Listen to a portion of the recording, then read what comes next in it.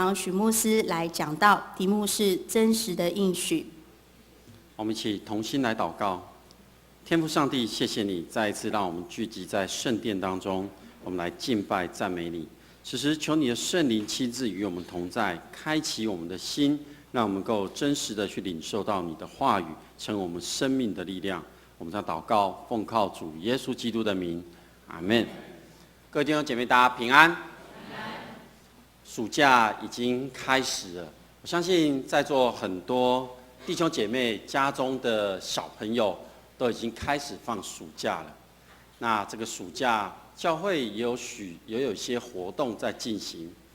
那我们在当中也要关顾这些孩子，所以在这个过程里面，教会也不断的在寻求一些方式，能让这些孩子们他们在暑假都有一个有意义的活动。那么在这有意义的活动的时候，我们就有一个使命。这使命就是要将这些活动带到什么样的一个目标？在6月22号，牧师在跟各位分享的使命必达里面，那时候有问大家一个问题，问说你的使命是什么？其实在我们每个人的身上，我们都带有上帝赋予给我们每一个人独特的呼召，为的是要完成上帝救赎的计划。上帝在不同的时代都邀请人来参与，并且让我们有机会跟他一起同工。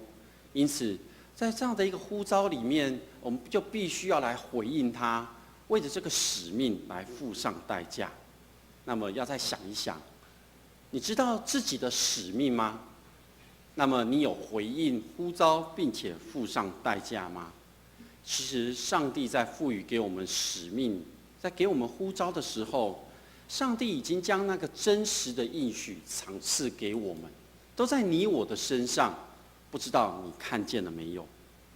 在今天的经文里面，我们可以看见这是一首回顾历史的赞美诗。我们虽然只有读1到11节，但是整篇诗篇105篇都是在诉说上帝在纪念他的约，也就是在说整个以色列百姓的历史里面，上帝与他们立约的这一件事。如果从1到6节，我们可以看到，在这诗人他在呼吁以色列百姓要纪念上帝在他们民族历史当中的一些奇妙作为，要歌颂和传扬上帝所行的这些奇事。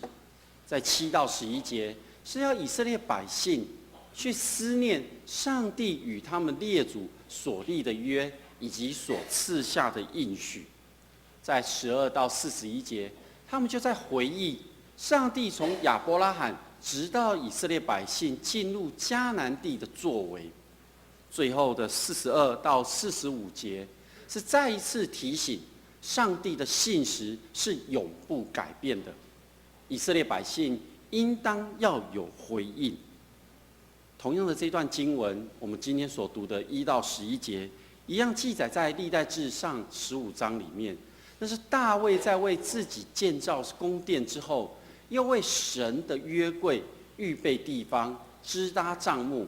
在那个时候，大卫派遣利未人在耶和华的约柜面前侍奉、颂扬、称谢、赞美耶和华以色列的神。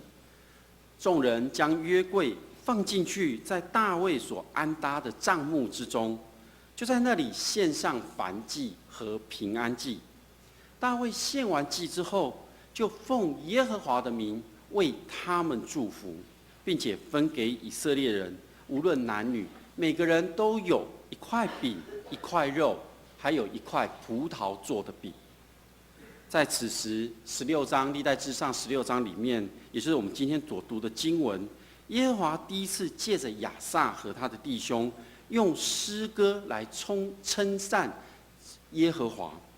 他这样写着：你们要称谢耶和华，求告他的名，要在万民中传扬他的作为，要向他唱诗歌颂，谈论他一切奇妙作为，要以他的圣名夸耀。寻求耶和华的人，他的心中应当欢喜，要寻求耶和华与他的能力，时常寻求他的面。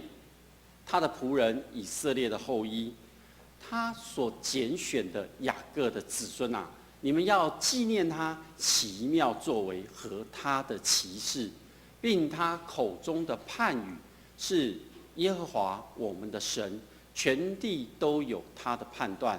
你们要纪念他的约，直到永远。他所吩咐的话，直到千代，就是与亚伯拉罕所立的约，与向以撒所起的誓。他又将这约向雅各定为律例，向以色列定为永远的约，说：我必将这迦南地赐给你，做你产业的份。在这首诗里面，大卫要领敬拜的人，他们所发出来的宣召，就是要请大家进入，要明白上帝在历史当中的一个主权，让我们都要纪念他在过去的这段历史里面他所做的奇妙作为，并且要我们每一个人去传扬我们所经历的一切。以大卫来说，他经历过许多的征战，但是一次又一次的倚靠耶和华上帝，最后将约柜运回来了。在大卫的心中，上帝是没有一件事是失败的，因此在这里的敬拜、赞美、祈求，我们可以想象那是一个多么的多面性和多样性的敬拜。如果以今天我们读的1到11节里面，我们稍微把它了解一下。一开始他的一个敬拜，他说：你们要称谢耶和华，这是赞美诗中最常用的语句。接下来说求告他的名，其实要跟赞美称谢耶和华连在一起，指的是要高声的赞美，要来宣扬。因此不论是高声赞美还是宣扬，其实都是要说明我们要对耶和华上帝来宣扬他所做的那些奇妙作为。第二个，唱诗歌颂，也就是用音乐，随着有伴奏的音乐在唱歌。我们刚刚礼拜的开始，我们在的敬拜，其实赞美上帝是一件极为喜乐的事情。我们所赞美的内容，也是上帝对以色列百姓所做的奇妙作为，更是以色列人他们内由心而发出来的。也就是我们每一个人在赞美的时候，我们都是非常喜乐的。既然是喜乐的，我们在赞美上帝的名，我们就更应当荣耀他的名。上帝的名代表着上帝的圣洁、正直、恩慈等等我们诉说不尽的属性。以色列百姓要来诉说上帝在救恩历史当中他的一切作为，用他这一切的作为来宣扬他的名，来宣扬他的美德。在今天经文更说，我们要来寻求耶和华的面，寻求耶和华的人，就是要来到他的面前。我们不是在嘴巴里说说而已，而是要有行动。因为一生的果效是由心而发的，是在于你的心有没有真的是要来寻求他。因为我们在寻求的同时，我们更要寻求耶和华的能力。我们可以借着敬拜，借着祷告来认识上帝与他的能力。我们也可以在我们回顾历史故事当中，以及在你生命的事件里面，我们可以更进一步的了解上帝的能力在你的身上的彰显。以色列百姓，他们必须常常纪念上帝在他们身上的恩典。上帝在以色列百姓救恩的历史当中所做过的这些奇妙的事迹，特别是以色列百姓出埃及的时候，耶和华上帝为他们所行的神迹，像在对法老降下10个灾害，过红海，在他们肚子饿的时候给他们玛纳，在他们没有水喝的时候磐石出水等等的。所以当我们来到上帝面前敬拜他的时候，我们要知道我们每一个人都是被上帝所拣选的，我们都是上帝跟我们立约的子民。上帝跟我们立约，是因为我们都是他的子女。在这段经文里面，他这样说：亚伯拉罕的后裔，雅各的子孙。上帝这样称呼以色列人，是要提醒他们有一个特别的身份，那是上帝早就已经与他们立约，赐给他们应许。上帝所行的奇事神迹，都是因为他纪念他与以色列百姓的祖先所立的这些约，为的是要成就他的应许。所以我们可以看到，当以色列百姓要这样回应的时候，他说：他是耶和华我们的上帝。这在立约的时候，上帝更向以色列百姓这样宣告，记载在出埃及记20章2节说：我是耶和华你的上帝。我们更要亲口宣认，耶和华上帝是我们的上帝。耶和华上帝纪念他的约，因为上帝永远坚守他对我们立下的约，施行他永远他所承诺的应许。所以上帝也要求我们要有同样的心志来坚守这个约。当我们遇到困境，当我们遇到困难的时候，我们有时候会离开上帝，但是不要忘记了，上帝一直在坚守他对我们立下的约，因为这个约是从永远直到千代，是一个永远的约，强调的是上帝与以色列百姓之间的一个约定。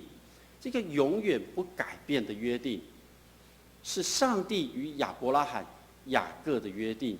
到今日，你我也都同样在领受这永远的约，因为这个约里面带有真实的应许，就是上帝将迦南地赐给以色列百姓，使他们从四处漂流到拥有土地，可以安居，带给他们的未来，带他们的生命有了盼望。那么，我们今日因着上帝的恩典，耶稣基督已经为我们带来一个新的盼望。圣灵运行在我们的中间。每年的暑假这个时候，台湾各地有许多的营会在进行，不论是哪一种类型，其实都有不同的目的。那么，我们教会也在其中。我们的目的是要将福音的信息种子传播出去，让参加的学员的生命可以得到救赎，让参加的同工他们的生命可以得到改变与更新。因此，教会在暑假营会的事工是很重要的。重要的是，因为它是在回应上帝的一个行动。那么，从上个礼拜，教会在举办营会，其实在7月初，我们有接待来自北美地区的 Event Taiwan 的一个团体。这个团体他们大约是在40多年前，有许多的青年人出国留学、工作，在北美地区定居，成为那边的公民，在那边建立家庭。他们的第2代、第3代在那里成长，在这当中，到了现在，有些是高中生、大学生，英语是他们所习惯的生活语言。Event Taiwan 从2005年开始，招聚他们这一群孩子，让他们回到台湾来，除了了解父母的成长地方之外，也可以贡献他们自己。他们除了贡献自己之外，他们来到台湾，他们必须自己付机票钱，参加营会的服事，还要缴交315块美金以上的费用。那么，他们在这样的一个招聚过程里面，每年他们的召集人张玉明牧师都需要巡回北美的各个华人教会，将这个意向传递出去。他更要预备教材、安排人员，以及很多次的国际视讯会议，还有所谓的相关的行政事务，并且要与台湾的同工保持联系，掌握在台湾这个地区所招生的这个学生的人数。我们教会从2011年开始接待他们，使用我们教会的场所，让他们可以在这边住宿、训练都在同一个地方，他们可以更加专注的在服事前的预备。他们经过3天的训练之后，他们被差派到新竹、彰化、台南等地，进行2周的英语品格营的教学的服事。在这过程里面，今年他们人数只有120个人来到我们里面，他们却要去服侍8000位的学生。更重要的是，在这过程里面，他们都会带领学生决志。虽然我们无法一同跟他们在那些地方来服侍，但是我们在他们所需要的训练、住宿上面、饮食上面提供接待，其实我们也是在服侍他们。更重要的是，我们也是参与在他们的服侍之中。因此 ，Advent Taiwan 他们很感谢在7月3号到7月5号，在我们教会中为他们预备餐点、协助行政事务的这些同工。他说：“上帝必纪念你们一切所做的。”在过去这段期间，这个礼拜，我与他们保持联系。他们这个礼拜大约服侍了大约有5000位的孩子。这5000位的孩子里面，大约有4000位在他们带领决志的时候，他们决志了，宣认耶稣基督是他们生命的救主。其实每年 Advent Taiwan 他们的营会都带领了7、8千位的学生决志。这是他们所做的工，这是他们所带来给台湾的一个祝福。这当中有几张照片跟我们一起来分享，这是他们今年120位学生一个同工来到我们当中所做的训练，他们的合照，他们到新竹等地去参与在这些学生的一个英语的服事里面，他们的教学。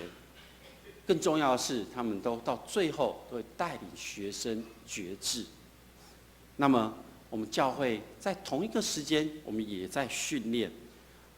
在上个礼拜，我们从7月7号到7月11号，是我们教会的才艺品格营。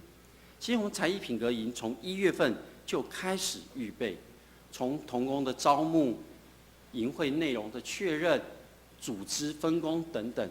在每一次的预备当中，其实都有遇到一些困难，但是因着上帝的爱，我们跨越了这些困难，排除了一些困境。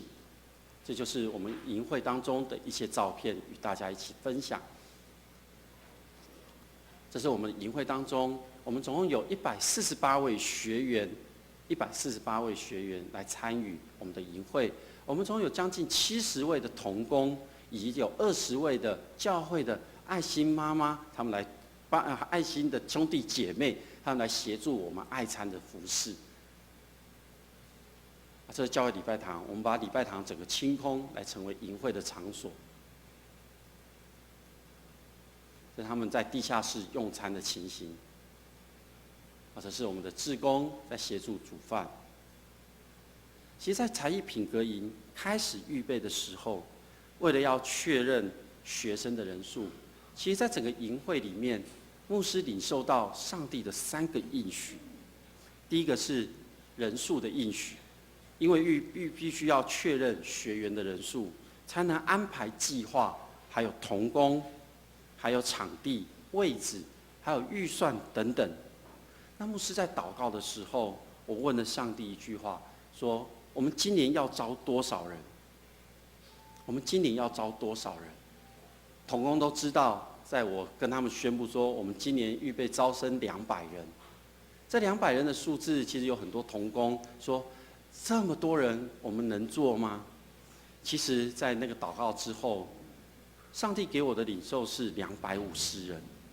我那时候在想，桃园国小的教室其实是可以负荷得了的。但是我要到哪里去找250个人？所以我就自己想一想说，那就200人就好了。我跟上帝说200人好不好？上帝没有回答我。可是当我在预备讲道的时候，在礼拜3，我那时候才明白，这250人的是上帝所预备的，因为这当中必须加上学员将近150人，同工70几位。还有志工20几位，这人数就达到了大约250人。我感谢上帝他的应许。第二个应许是场地的应许。在筹备会的时候，有位同工突然问说：“我们有一段时间没有在教会举办夏令营了，那这些孩子将来怎么进教会？”他的那一句话在我心中一直在刺着我，我就在想。我们都跟在桃园国小举办夏令营已经很多年了，我们要如何回到教会？我就跟上帝祷告说：上帝，若是你要我们营会在教会举办，请你亲自来掌权。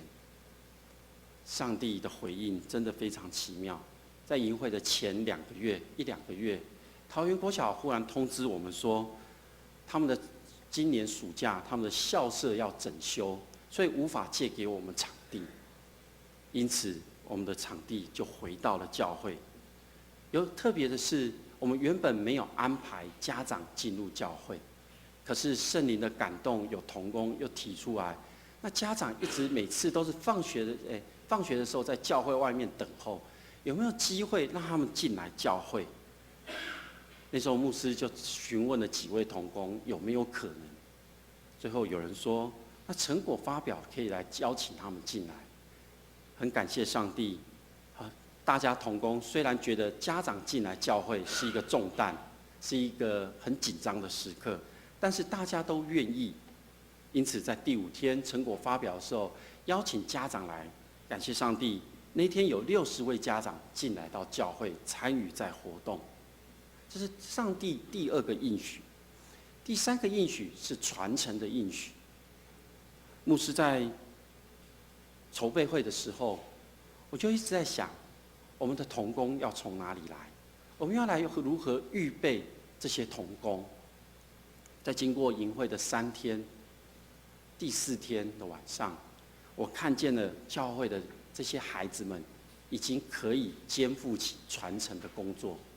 今年的核心同工，这些夏令营的核心同工，明年很多要当兵、要就业、要外出，他们不在了，但是我看到教会的下一个阶段的接棒的人已经起来了，这些孩子们已经有能力来承担夏令营的营会的事工了。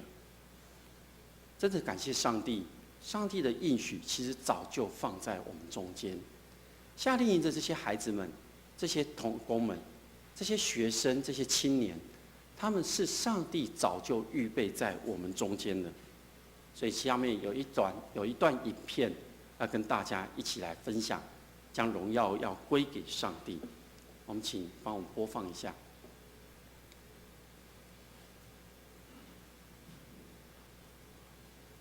可以放大吗？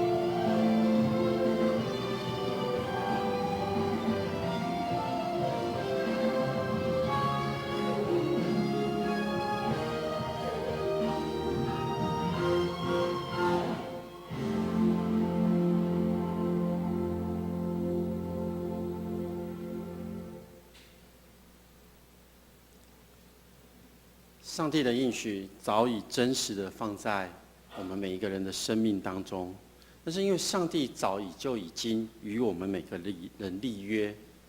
回顾过去，其实我们可以从你的个人生命或者是事件当中，可以再一次看见上帝在你身上的恩典。所以我们要不断的来赞美上帝，因为这就是上帝早就已经与你立约。在这个约里面，你我就已经得到那个真正的应许与真正的自由。这个真正的自由，乃是因为上帝他是一个寻找人的上帝，上帝是与我们立约的上帝，上帝是一个无尽的爱与恩典的上帝。所以当我们在上帝救赎的这个计划里面，我们并不是上帝的雇工，我们不是他雇用的工人，我们是上帝的孩子。所以当我们领受到这个恩典，是不需要代价的，因为恩典会给我们真正的生命，恩典是会改变我们的生命。所以恩典它不是只爱我们现在这个样子，他更希望我们变得更好。上帝的恩典已经降临在你我的身上了。以夏令营同工来讲，夏令营来说，不论是参与的同工、学员，还是在座的各位弟兄姐妹，你们的代祷，其实我们都领受到这样的一个恩典，我们的生命都已经开始被改变了。当我们被改变的时候，使徒保罗说，无论你们做什么，都要为着荣耀上帝而做。无论做什么，他没有什么标准，也没有什么例外的状况。要判断自己所做的是对或错的方式很简单，就是你要知道你做这件事的目的是要荣耀自己，还是要荣耀上帝。如果是为了自己，那就不要去做；如果是为了荣耀上帝，你就尽力去做吧。无论上帝将你摆在哪个位置，其实你都可以荣耀上帝的名。因此服事的重点在于你那一颗感恩的心，那么你所做的事情便是我们基督徒所应当做的。无论你现在的身份是什么，你是员工、公司的老板，还是你有其他的身份，只要你是耶稣的门徒，无论在哪一个地方，你都可以为主做见证，将荣耀归给上帝。上帝的应许，在你还未回应他的时候，这个应许就在你的身上了。你看见了吗？如果你很喜欢烹饪煮饭，那就为着上帝的荣耀去做吧。如果你也很喜欢唱歌，你就为着上帝的荣耀去做吧。如果你很喜欢关心别人、照顾别人、帮助别人，那就为着上帝的荣耀去做吧。你喜欢做什么？这都是上帝真实的应许临在你的身上的恩典。那么你就为上帝的荣耀去做吧。我们同心来祷告。